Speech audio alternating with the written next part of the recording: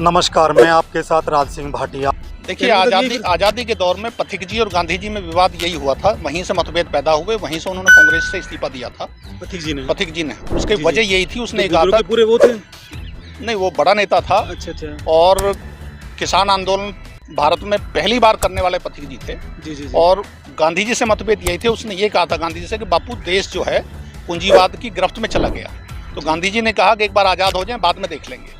तो ये बाद में देखा नहीं गया, ये मुल्क पूंजीवाद की गोद में चला गया। की सरकारें आ जाएं, इनका जो नजरिया है हाईवे और हवाई अड्डा, उससे अलग इनका दिमाग चलता नहीं। किसान कल भी दुखी थे, किसान आज भी दुखी हैं, मजदूर कल भी दुखी थे, आज भी दुखी हैं। यहाँ की जो पॉलिसी है सारी, कांग्रेस के टाइम में अंबानी था, अभी अडानी आ गया है, कल कोई और आएगा तो तीसरा आएगा। लेकिन सारी बात तो आप किसान मजदूर की करते रहेंगे, लेकिन किसान मजदूर हमेशा धरने पे ही रहते हैं। काम हमेशा उनका होगा जो धरना कभी नहीं करते। ये जो बॉन्ड का चक्कर आया है, इसमें ट्रांसपेरेंसी ना लाके और जो डाटा बना है उसमें बीजेपी फंस गई।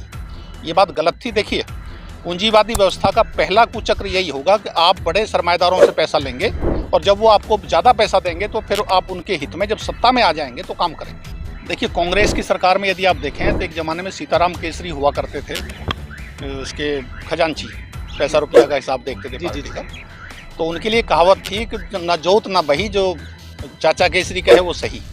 उसमें क्या था, वो एक डायरी रखता था और एक मजाक लोगों ने बनाया हुआ था उस जमाने में कि जो 5 लाख से ऊपर देगा उसको चाय पिलाएगा, 5 लाख से कम देगा तो पानी पिला के भेज देगा। इसका मतलब लेन देन जब भी होता था। नमस्कार, मैं आपके साथ राज सिंह भाटिया। आप देख रहे हैं राज न्यूज़ एक्सप्रेस और राज न्यूज़ अमृतवाणी की खास रिपोर्ट। जैसे कि आपको खबरें लेके आते हैं और नए अतिथि से मिलवाते हैं, जो हमारे प्रवक्ता होते हैं उनसे नए से मिलाते हैं, नए टॉपिक होते हैं सारे। उसी क्रम में आपको हम बात करेंगे। अभी हमारे साथ हैं विजेंद्र कसाना जी। मैं विजेंद्र कसाना हूँ। विजेंद्र कसाना जी, आपका हमारे चैनल पर स्वागत है। सर, हम आपसे पूछने बॉन्ड को लेके 5 से 6 साल हेयरिंग चली और उसमें सुप्रीम कोर्ट का जजमेंट आया, जो कि उन्होंने इलेक्शन कमीशन और बैंक को भेजा कि जल्दी इसकी रिपोर्ट देनी चाहिए और बताया कि इसके खाते में कितना पैसा दिया और नाम उजागर करना चाहिए। तो सर, अभी फिर उसमें क्या एक नया मोड़ आ गया कि उन्होंने 30 जून के लिए, यानी 3 महीने की डेट मांगने की वो याचिका डाली सुप्रीम कोर्ट में चुनाव। सर, इसमें क्या है, जबकि कल 6 मार्च में उसका विरोध देना था। ठीक है, तो सर अब आप अधिवक्ता हो, आपको कोर्ट की पूरी नॉलेज है और आप पहले से इस केस को में भी रहे हैं, जो इलेक्ट्रिक बॉन्ड है, तो इस पर आप सर हमारे व्यूवर को बताइए सर, क्या है पूरा सर ये। देखिए, कांग्रेस की सरकार में यदि आप देखें तो एक ज़माने में सीताराम केसरी हुआ करते थे, उसके खजांची, पैसा रुपया का हिसाब देखते थे पार्टी का।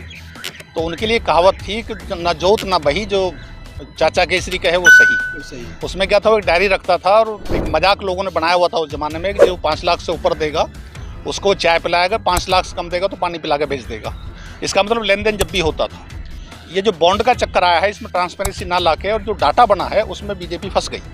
ये बात गलत थी। देखिए, पूंजीवादी व्यवस्था का पहला कुचक्र यही होगा कि आप बड़े सरमाएदारों से पैसा लेंगे और जब वो आपको ज़्यादा पैसा देंगे तो फिर आप उनके हित में जब सत्ता में आ जाएंगे तो काम करेंगे। तो ये एक व्यवस्था है और ये व्यवस्था बदलनी चाहिए। सर, कहीं ना कहीं पार्टी के खर्चे होते हैं, तो कहीं ऐसा तो नहीं कि ये चंदा आता है इसी सब कुछ होता है, बाद में कंप्रोमाइज होकर पब्लिक के जो हित होते हैं, जो पब्लिक के जो जन कल्याण होते हैं, काम होते हैं, उनमें कहीं बाद में दिक्कत आती होगी फिर। देखिए, आज़ादी के दौर में पथिक जी और गांधी जी में विवाद यही हुआ था। वहीं से मतभेद पैदा हुए, वहीं से उन्होंने कांग्रेस से इस्तीफा दिया था। पथिक जी ने उसकी वजह यही थी, उसने कहा था पूरे वो थे नहीं, वो बड़ा नेता था। अच्छा। और किसान आंदोलन भारत में पहली बार करने वाले पथिक जी थे। और गांधी जी से मतभेद यही थे। उसने ये कहा था गांधी जी से कि बापू, देश जो है पूंजीवाद की गिरफ्त में चला गया। तो गांधी जी ने कहा कि एक बार आज़ाद हो जाए, बाद में देख लेंगे।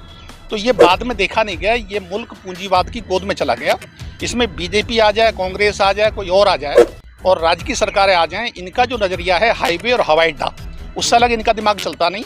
किसान कल भी दुखी थे, किसान आज भी दुखी हैं, मजदूर कल भी दुखी थे, आज भी दुखी हैं। यहाँ की जो पॉलिसी है सारी, कांग्रेस के टाइम में अंबानी था, अभी अडानी आ गया है, कल कोई और आएगा तो तीसरा आएगा। लेकिन सारी बात तो आप किसान मजदूर की करते रहेंगे, लेकिन किसान मजदूर हमेशा धरने पे ही रहते हैं। काम हमेशा उनका होगा जो धरना कभी नहीं करते। यानी पूंजीपतियों के हक में सारी पॉलिसी बनती है और वहीं से पैसा लिया जाता है, वहीं से उनके काम होते हैं। सर, आप कहीं ना कहीं बात करते हैं हवाई अड्डे और एयरपोर्ट की बात कर रहे हो, तो देखो, देश में जब कमाई होगी जब तो देश बढ़ रहा है आगे। आप कैसे कह सकते हो भाई, अगर पैसा नहीं होगा तो कैसे काम करेगा आदमी? ऐसा तो नहीं कि देश कर्जा ले लेके सब कुछ कर रहा है, ऐसा तो कुछ नहीं है क्या? देखिए, दो चीज़ें हैं। पहली बात तो गांव का ये मुल्क है, गांव आप उजाड़ क्यों रहे हैं? और हवाई अड्डे, जैसे ये दिल्ली का हवाई अड्डा है, बहुत कम लोग इस बात को जानते हैं। मेरी एक एक्सपर्ट से बात हुई, उसने कहा भी 7 गुने तक जहाज रखने की कैपेसिटी दिल्ली में है। फिर आप जेवर पे क्यों गए? और जेवर पे हवाई अड्डा नहीं बन रहा है, वो एक बहुत बड़ा माल का हब है और वहाँ से पूरी लाखों करोड़ों बीघा ज़मीन एक्वायर होने का प्लान है। और पूरे देश में जो एक ही नज़रिया चल रहा है कि ज़मीनें किसी तरह गरीब किसानों से छीन लो और रईसों की पाले में दे दो। ये सारे हवाई अड्डे और हाईवे जहाँ बनेगा उसका पहला काम है, उसके दोनों तरफ की 500-500 मीटर ज़मीन, लाखों बीघा ज़मीन एक झटके में चली जाती है। तो इस देश में गरीबों को मजदूर वो किसान को मजदूर बनाने का एक षड्यंत्र है और उस षड्यंत्र में कल कांग्रेस भी शामिल थी, आज बीजेपी शामिल है। सोनिया गांधी के दौर में 1500 एकड़ जमीन टाटा को 1 रुपया में दी गई थी। लोगों की राय क्या है जरा कमेंट में भी लिखें, और इनका राय सही है गलत है। ऐसी खबर देखने, ऐसी वीडियो देखने के लिए चैनल को सब्सक्राइब करें, लाइक करें, शेयर करें, कमेंट भी जरूर करें और खबर को ज़्यादा से फॉरवर्ड करें। इससे हमें मजबूती मिलती है और आपको नए नए टॉपिक हम दिखाते हैं, लोगों को नए नए विचार दिखाते हैं। हर खबर